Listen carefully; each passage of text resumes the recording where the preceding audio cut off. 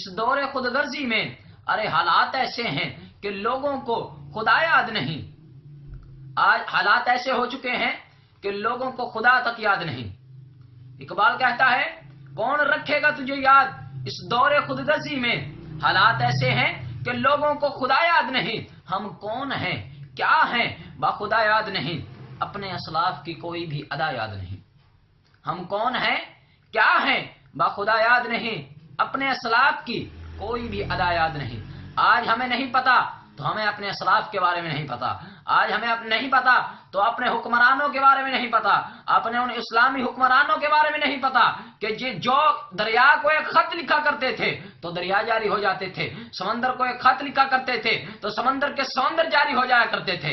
آج ہمیں اپنے ان اسلاف کے بارے میں نہیں پتا کہ جنہوں نے اپنی جانوں کا نذرانہ پیش کر کر آقا کریم صلی اللہ علیہ وسلم کی ناموس پر پہرا دیا ہے. آج ہمیں ان اسلاف کا نہیں پتا کہ جنہوں نے اسلام کو بچانے کے لیے اپنے سر تن سے جدا کرائے ہیں. آج ہمیں اگر پتا ہے تو فلم ایکٹرس کے نام تو پتا ہے, لیکن ہمیں اسلاف کا, ہمارے اسلاف جو ہیں, جو ہمارے اسلاف نے کارکردگی ادا کی ہے, ہمیں ان کا نہیں پتا. تو اقبال کہتا ہے ہم کون ہیں کیا ہیں باخدا یاد نہیں. اپنے اسلاف کی کوئی بھی ادا یاد نہیں. ہم کون ہیں کیا ہیں باخدا یاد نہیں. اپنے اسلاف کی کوئی بھی ادا یاد نہیں. ہے اگر یاد تو کافر کے ترانے ہی بس. ہے اگر یاد تو کافر کے ترانے ہی بس. آج اگر ہمیں یاد ہیں تو صرف کافر کے ترانے یاد ہیں, کافر کے نغمے یاد ہیں کہ کافر نے یہ بھی لکھا تھا, کافر نے یہ بھی نغمہ لکھا, یہ بھی گانا لکھا, یہ بھی گانا لکھا. ہے اگر یاد تو کافر کے ترانے ہی بس.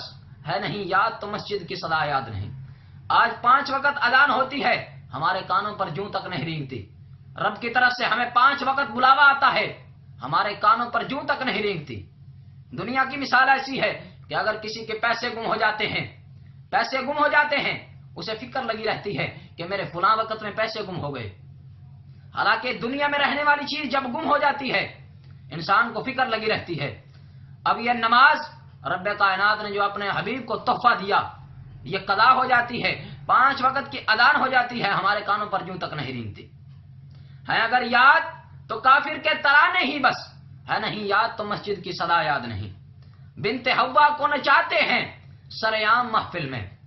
آج عورتوں کو, بیٹیوں کو سرعام محفل میں نچایا جاتا ہے. آج بیٹیوں کو سرعام محفل میں نچایا جاتا ہے. کوئی پردہ نہیں ہوتا. نچانے سے مراد یہ نہیں کہ پردے میں نچایا جائے, نچانا تو ویسے بھی گناہ ہے. یعنی بیٹیوں کو پردے کی تلقین نہیں کی جاتی. بیٹیوں کو